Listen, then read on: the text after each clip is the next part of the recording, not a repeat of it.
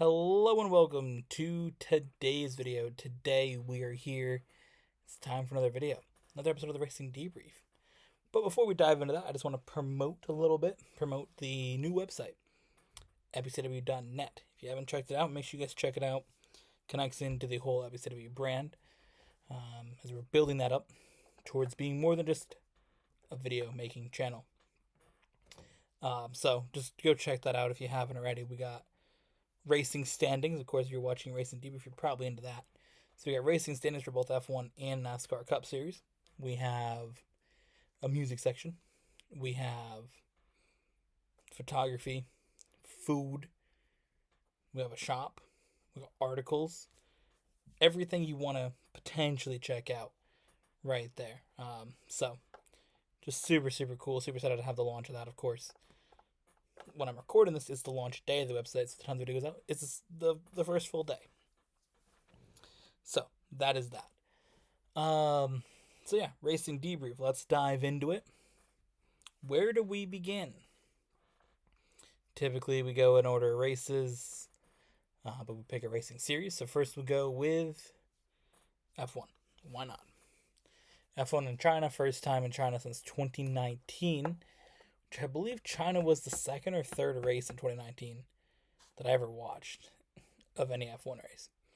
2019 was my first season watching F1. So I believe China was the third race that year. So there's been a lot of F1 that I've watched in that span. But yeah, it's one of those tracks that I've seen it sometimes in the F1 game that doesn't really feel like it's been 5 years without seeing it, but it has been. So China had a sprint this week, so we'll start with the sprint. You had Lando Norris at the front, who immediately fell back, got pushed wide by Lewis Hamilton, who led a decent amount of it, first time ever led in a sprint,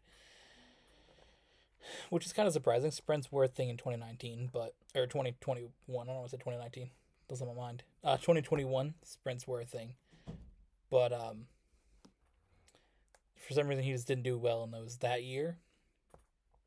And of course 22, 23, I mean, Mercedes has been trash. So Lewis Hamilton's first time leading a sprint. So he lived there for a while. Max had a little issues getting the engine modes set properly. Once he got that going, though, he was gone.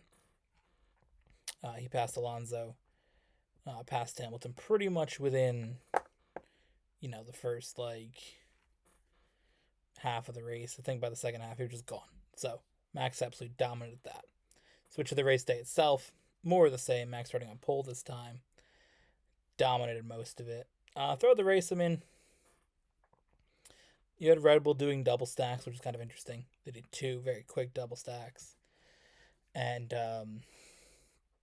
you also had the issue that Bottas had with his car. He was right going to the last turn, and I felt like the way the FIA responded to it was quite poor. The fact that they did not go through and just call a safety car. Pretty much immediately they went and didn't do anything. Then put out a virtual safety car, then the actual safety car. So it took them way too long, and I think that was a problem. We look at the other, incident after that. You had a safety car restart, and you had a lot of cars going around. Main one was Stroll into the back of Ricciardo. I believe one in the back of Piastri. Somehow it was Ricciardo's fault, according to Lance Stroll and according to the FIA. That doesn't really make any sense to me, but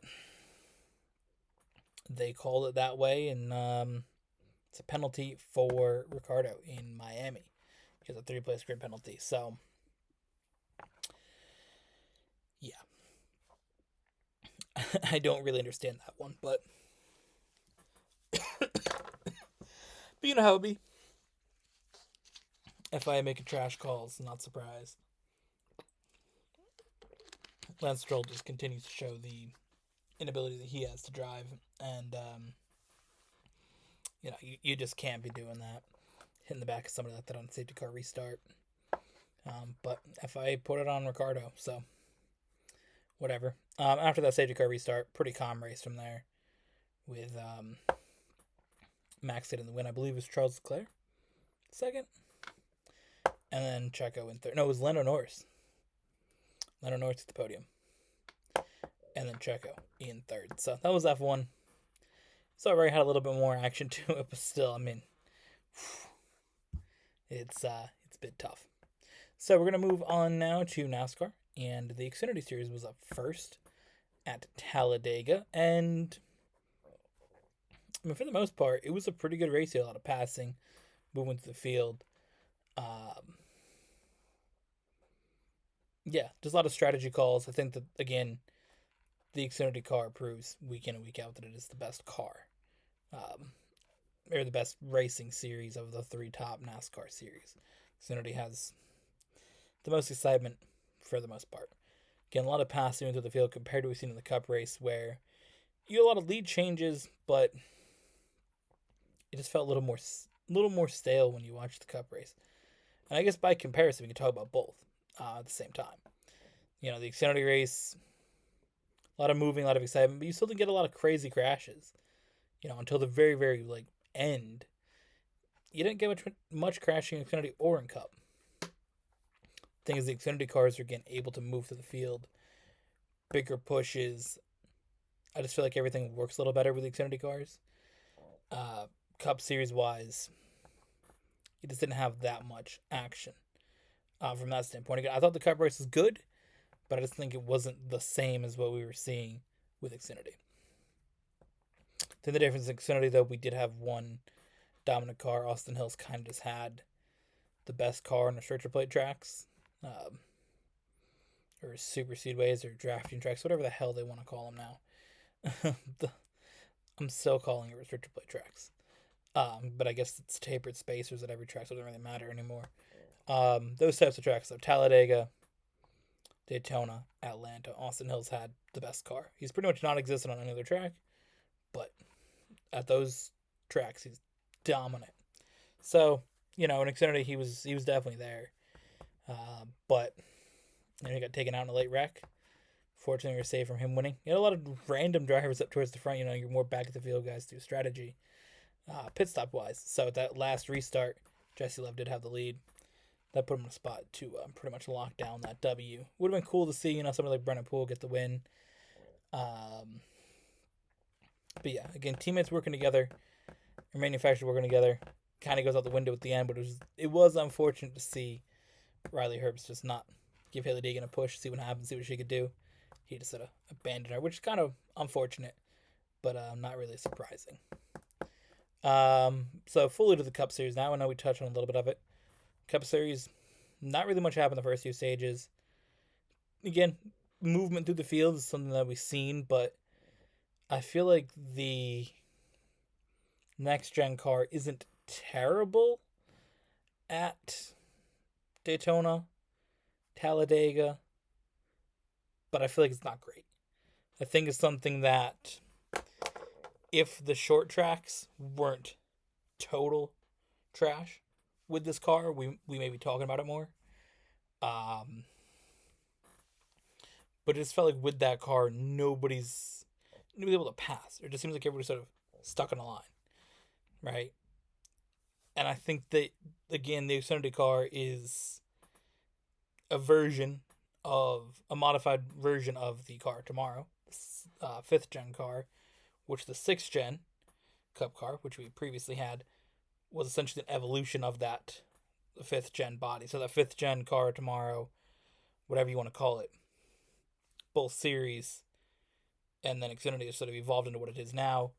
Cup, they changed it, made it into the 6th gen car, but it's still the same chassis. So that same chassis that we had that performed really well in the Cup Series, essentially from its start in, 2007, 2008, whatever year the first Car Tomorrow race was on a Super Series. I'm assuming one of them in 2007 was. I know it was a split year, but pretty much since then, there's been solid racing at Super Series with that package, right? With that body style, with that chassis. And you've seen it evolve, and I mean, it continued to be good until 2021. And you've seen Xfinity, which they have that same chassis, that same style, continues to be great. So, Again, I think the next gen isn't the worst. It's not great. It's meh. I think that the race sort of showed that. Again, the guys just together. Oh, I'm gonna move up. I'm moving up. I'm moving up. You can't really pass ever. So it's a bit unfortunate to see, but again, the racing could be worse. You had a few crashes. Toyota's all together, really big crash for them. I mean, Eric Jones hit that wall head on. Insane impact. That was that was crazy to see. Um, Grady's all right from that because that was a hard hit. Um, just kind of like through the tunnel bump area.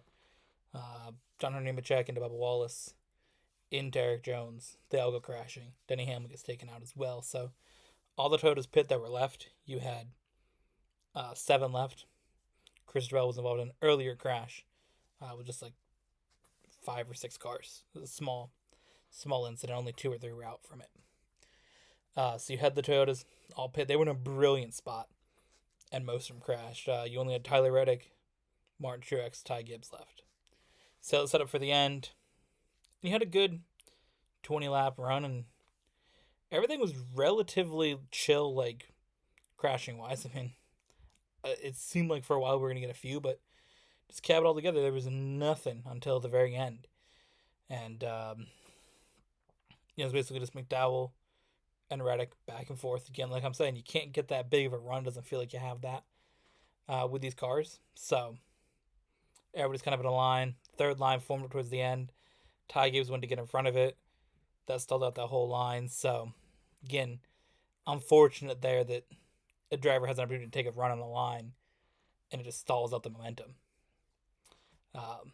Because, I mean, if he got in front of that line, we got three lines going, that would have been a wild finish. But that third line just fell back when he got in front of it. So, you had 2 lines going to the end. Brad Keselowski gave a great push to McDowell. And then he had a run. Keselowski did. McDowell blocked him towards the wall, came down, made a bad block, went spinning, and that gave Reddick enough time because when McDowell basically slowed down Keselowski and Noah Gragson, who was behind Keselowski, slowed them both down. Reddick's able to sneak through, get the win on the Jumpman car with Michael Jordan there. That's pretty awesome. So that's the racing debrief. Again, I think that the next gen car is meh at super speedways. Could be way worse, could be way better. Xfinity is still the best NASCAR top series, and it proves itself pretty much weekly. So, thank you all for watching. Hope you guys enjoyed, and we'll see you guys in the next one.